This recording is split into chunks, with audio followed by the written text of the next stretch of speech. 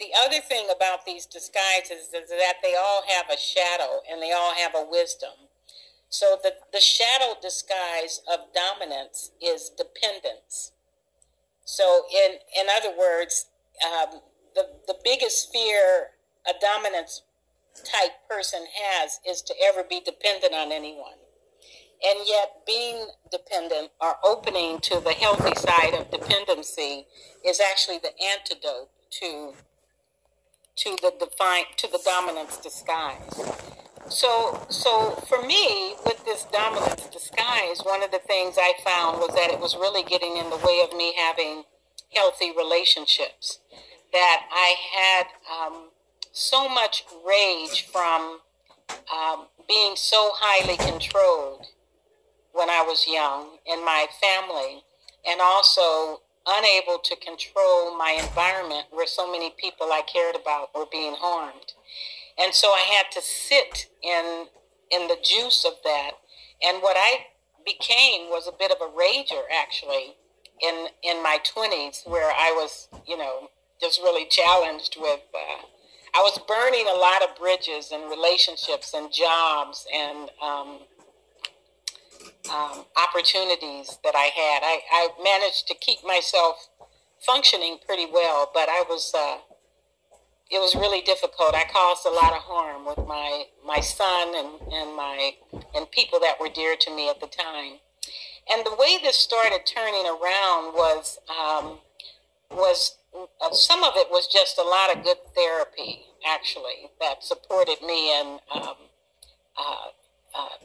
facing some of the stories I had and the righteousness I had about the rage.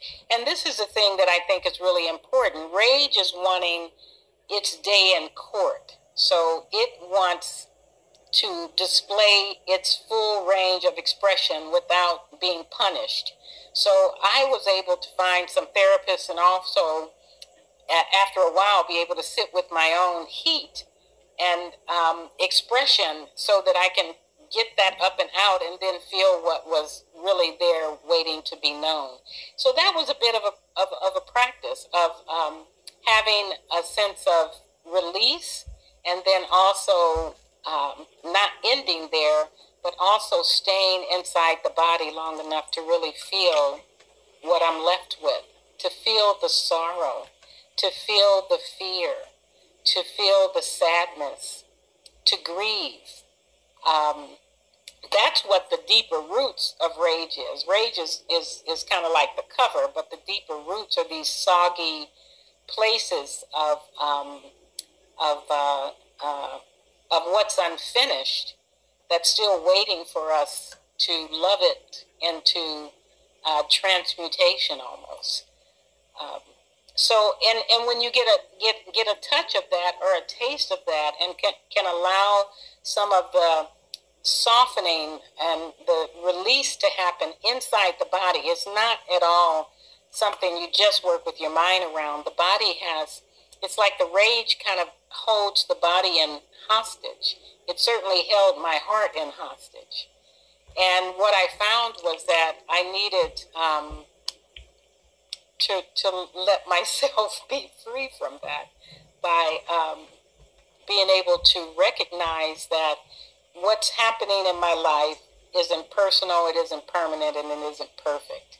So so there's a reorientation with my relationship to life that rage actually made possible through the heart surgery recovery, which was my first silent retreat, through therapy, through body work, and also through turning to face and hold the rage stories in my arms so that the comfort that it needed and the witnessing that this emotion needed could express itself, tell its stories, help me remember.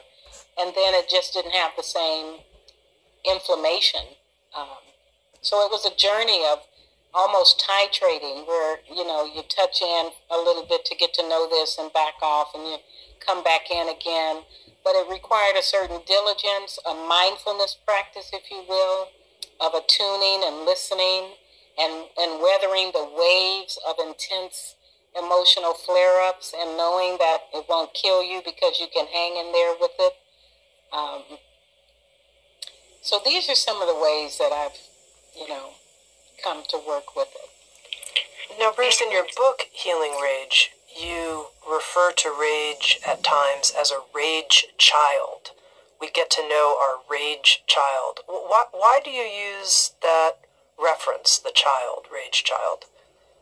I use the reference because rage, I associate rage with a younger part of the brain and the younger part of our experience. I associate it with the amygdala and the limbic region of our programming in our brain. And so I think that there's some impulse, it's like a child emotion that hasn't been developed into young adulthood just yet.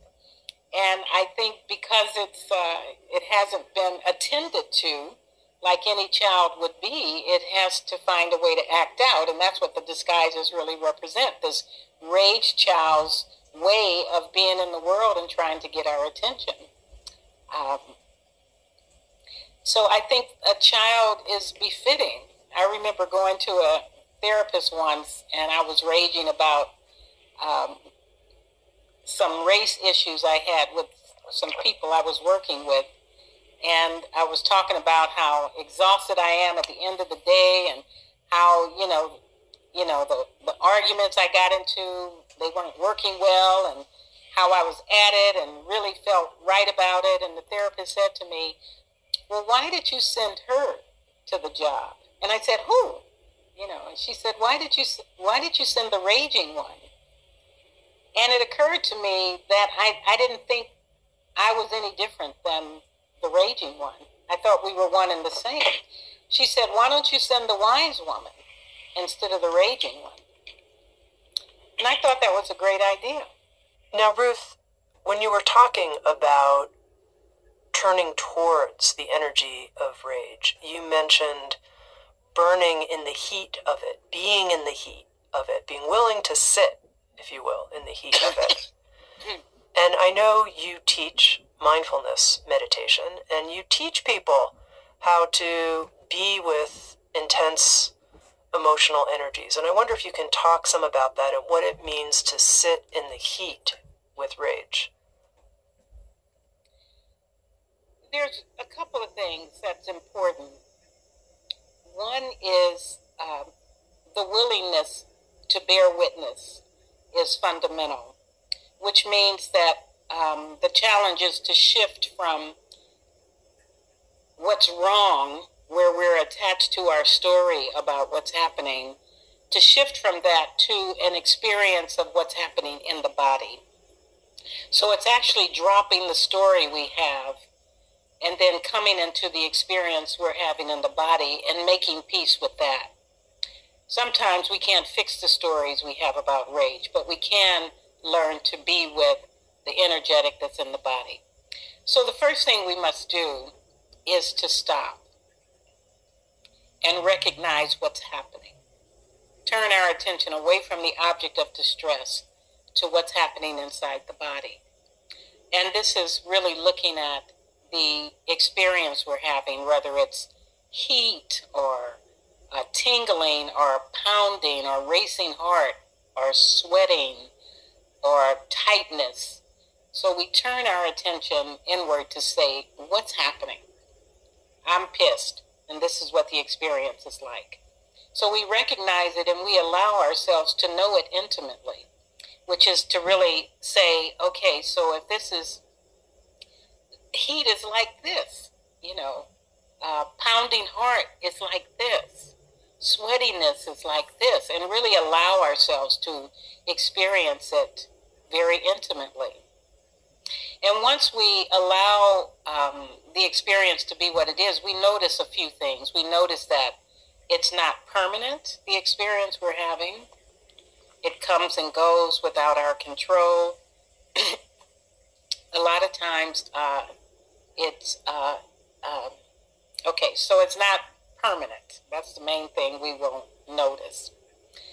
The other thing we can begin to do as we feel that we are settled enough to begin to look more closely at what's happening, we can begin to examine our thoughts and beliefs about the experience we're having. For example, we might ask ourselves, what is the belief I'm having about what's happening right now? Do I feel like they're wrong, or do I feel like this shouldn't be happening? Do I feel like they're trying to punish me in some way? Do I feel violated?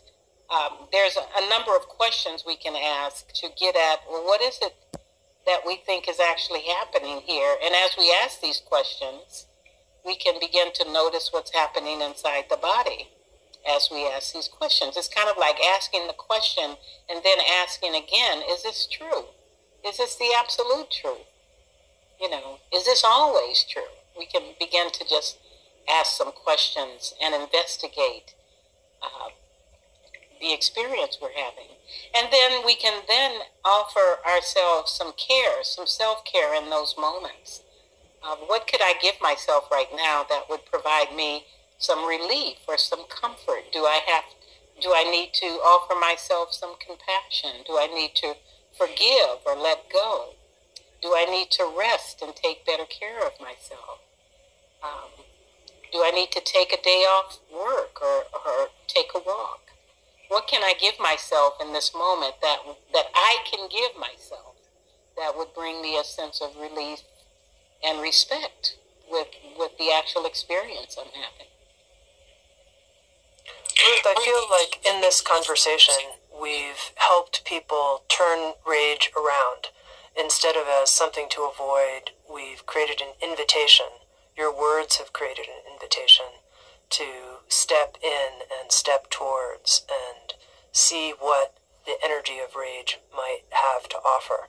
And I wonder here, in conclusion, if there might be a brief meditation you could lead us through to further that process of turning towards our experience. Yes, I think there is.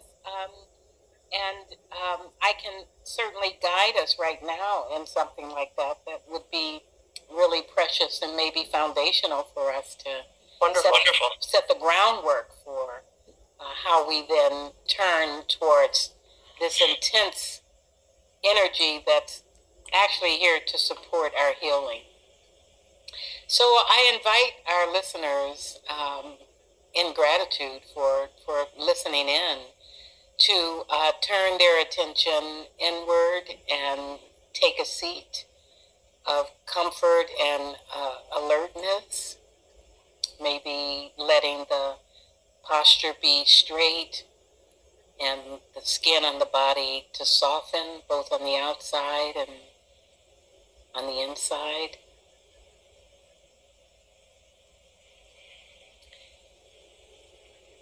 And take a moment to feel the connection that you have with the cushion or the chair you're seated in, and feel yourself supported here.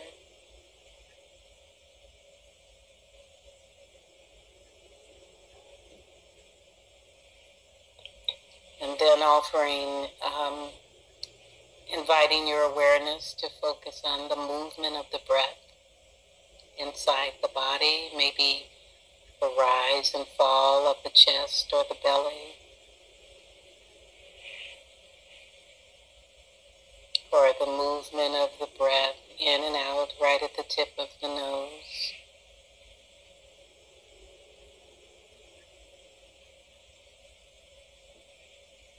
And just beginning to sense this sense of stillness, the body sitting, the stillness of the body, and the movement of the breath.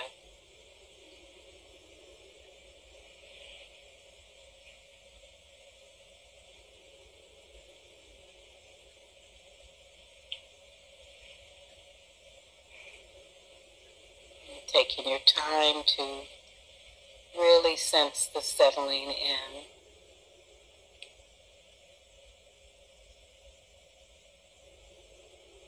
appreciating this time you're giving yourself. This is an act of self-acceptance right here.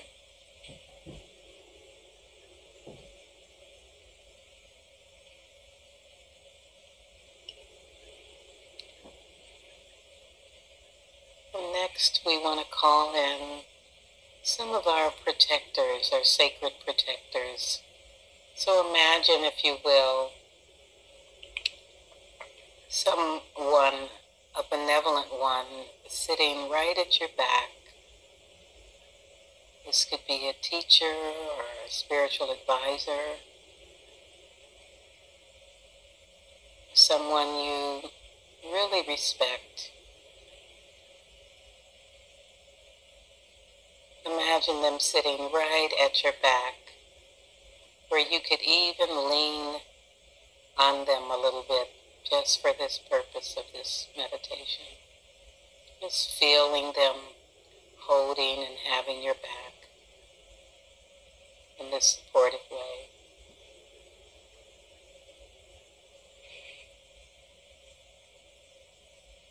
Feeling the contact of care.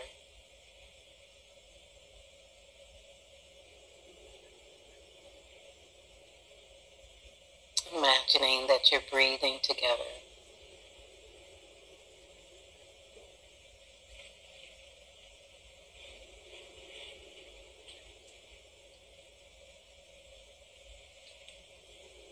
And to the left of you, imagine a dear one, someone you love, someone you care deeply for, sitting right at your left, real close in, looking at you, appreciating you, offering care and well wishes. And in your imagination, just seeing them there and feeling the care that is exchanged between the two of you.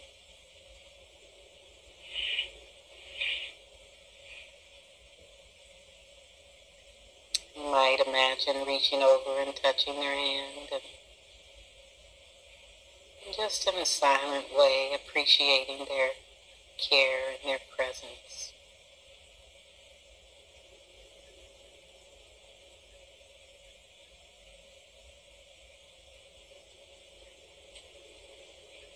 And noticing again what's happening inside the body. How this connection changes the breath and the sensations in the body. Just resting in this awareness.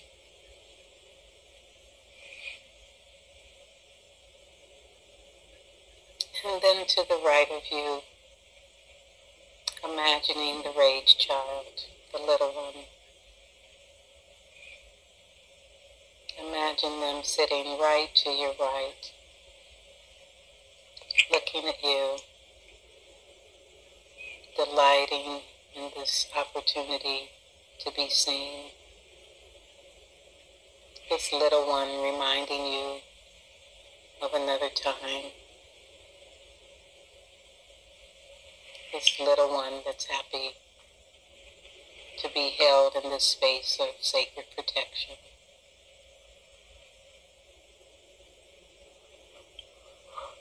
And allow this little one to move in real close.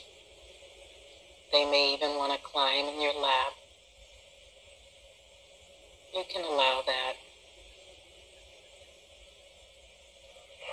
Holding them, feeling the contact. Letting yourself be touched by these three protectors. And taking your time to feel this care, this contact, this circle of acceptance.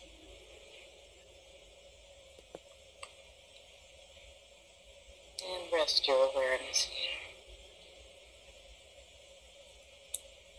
As you all three breathe together.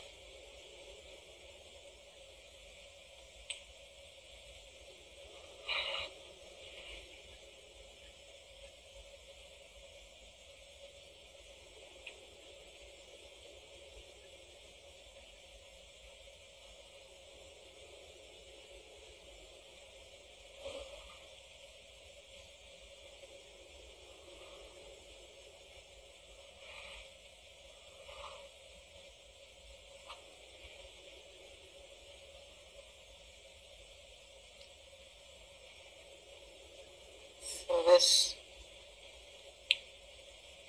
practice, I think, can support us in establishing a ground of care and acceptance, so that when we turn our attention to the energies of rage, we have a foundation of care that serves as a contrast. That's why it's important that we don't take this practice as only when we're in crisis, but that we're actually cultivating the field of care, so that when rage does arise, it has a larger container and a loving container to greet it and love it into a different shape and a different service to us in our lives. Thank you so much, Ruth, for the meditation.